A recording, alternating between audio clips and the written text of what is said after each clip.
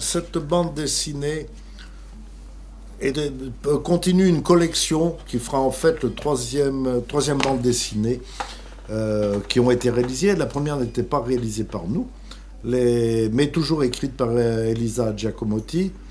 Euh, les deux qui sont sortis, que ce soit le Montanvert ou Crash à 4807 mètres, c'est le dessinateur avec qui nous travaillons depuis longtemps, c'est Geoffrey Gillespie, euh, qui représente quand même un travail très important, puisque Elisa prépare le texte, après est mis dans des... On découpe, on commence à découper toutes les pages suivant le nombre d'images que l'on veut faire paraître. Nous mettons en même temps les endroits, les bulles, pour pouvoir inscrire le texte, qui sera modifié au fur et à mesure. Le moins possible, bien sûr, mais au fur et à mesure sera quand même transformé suivant s'il y a une, deux ou trois lignes, ou que deux, trois lignes deviennent une ligne, ainsi de suite.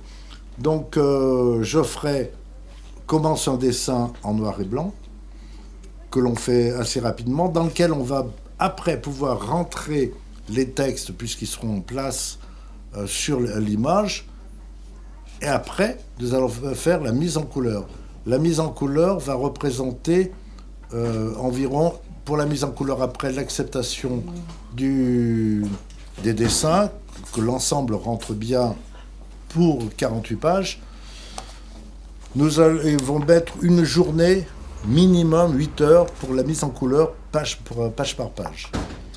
Après ce document, nous allons faire un tirage en couleur de chaque page pour pouvoir relire, pour pouvoir voir et pour pouvoir, suivant les portraits que l'on veut faire ressortir, ce que Geoffrey travaille très bien là-dessus, et on modifie après avec des photos, avec essayer d'être le plus juste possible. Par exemple, les hélicoptères qui sont dedans ne sont pas n'importe lesquels.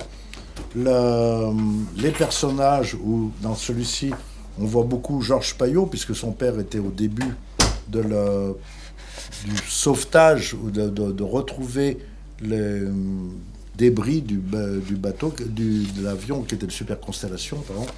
Et après, nous avons eu le Boeing. Tout ça, le premier, on va dire que c'est son père. Le deuxième, on va dire que c'est lui qui a suivi de retrouver, de rechercher avec des équipes de secouristes et compagnie l'ensemble de l'histoire de qu'est-ce qui s'est passé. Le courrier, en même temps, qui a été bonne partie récupéré, normalement réenvoyé en Inde, et puis au fur et à mesure, puisque il faisait très très mauvais quand ces deux accidents ont eu lieu, on a perdu énormément de débris. On a retrouvé longtemps, les glaciers ont rejeté plus tard, beaucoup plus tard, puisqu'on en vient d'en retrouver, le 30 septembre 2013, un guide a retrouvé des cassettes dans lesquelles il y avait des émeraudes et des saphirs.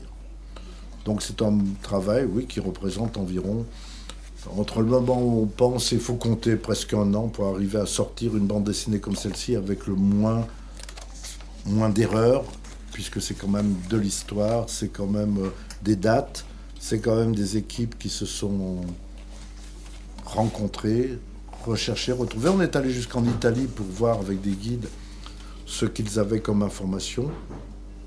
Après, maintenant, on peut, dans deux histoires aussi étranges que cette